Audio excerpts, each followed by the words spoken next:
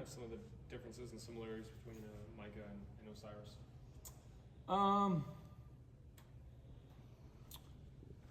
Mike is a very, it's kind of like Sabo when it comes to, you can teach a concept one time and he has it. You know, some guys got to take notes, write it down, do a walkthrough.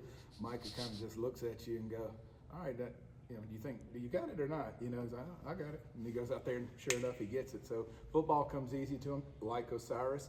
But they're different in their movement skills. And so that's different. But he's a good football player, I can tell you that right now after day two. How much more on Austin Barber's plate making that jump to left tackle, and how much have you seen him grow in the last year? You know, for this time being in spring, you know, he get beat, head down, hey, body language, get up, head up, eyes up, go to the next play. So him as a person and as a football player has gotten so much better, but he is night and day from where he was this time last year, I would say. But you sign a bunch of Austin Barbers around here, and you're going to have a good football team. Damian George, is he going to move inside? You play him outside? Because I know he played some inside when he was at Alabama. He'll stay outside for us. We got inside guys, but right now, you know, obviously we signed him for tackle, and we need depth there as well. So he'll stay out there. But we got some really, really good young inside guys that we're very happy with. Who are some of those guys, or who are some of the people you look at the guard spots other than Micah? Richie Leonard's right now is obviously going with the ones. He's a very good football player, instinctive. You got Najee Harris at right guard with the twos right now currently. Love you that. Got Christian Williams. You got Jalen Farmer, who's currently. All right, so what I want to go over, he kind of just rips off a few names here and then gets kind of lost in the sauce with the names. But I want to mention something. Again, this is kind of me. I mentioned this before on the cast. I come from a background of sales, so that's where I come in, is more of a personality style of person. And these are things that, again, I say this all the time. Stars don't measure that. You know, rankings don't measure these things.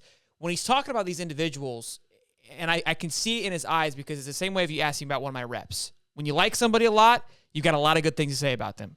I got guys I don't like, and I got a lot of fresh things to say about them as well. But you find a place that when you get excited to talk about that individual because of what they're doing, and each person that he's talking about, you can feel a connection. You feel like you're almost there on the field with him, describing who these young men are and what they're doing and what they're bringing.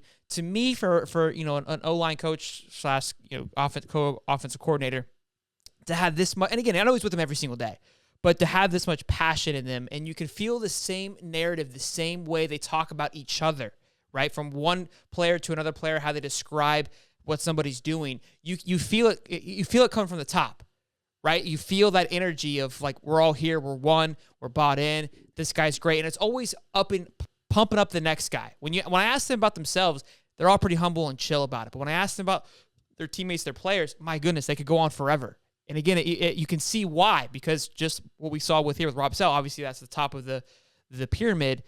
That's just kind of the culture they're building. And it's something, it's so small. It's so small that you're not going to notice it right away. But when you understand building a foundation and a company, a family, as you should say, you understand where it starts. And when you start to see it, carry through everybody, it shows that there's a really good foundation there that it's starting to grow. And I'm excited about it.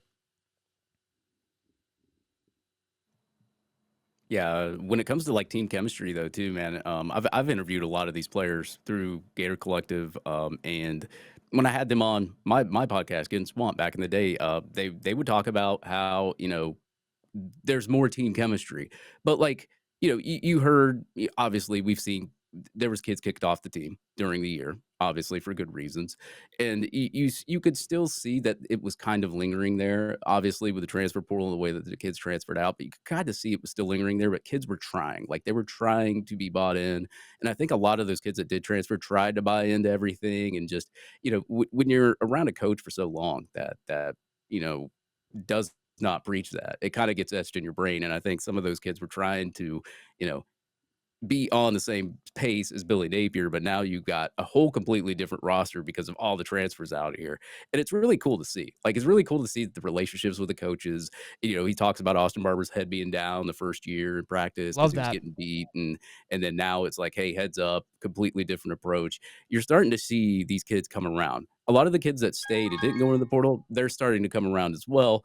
And it's just something really good to see. And of course, obviously, you know, listening to Rob Sale talk is obviously awesome too. But you know, it's just really like a good moment and a good omen for Florida because a lot of kids play a lot better when they're all on the same page and they're all playing for each other as opposed to playing for everybody else and just themselves.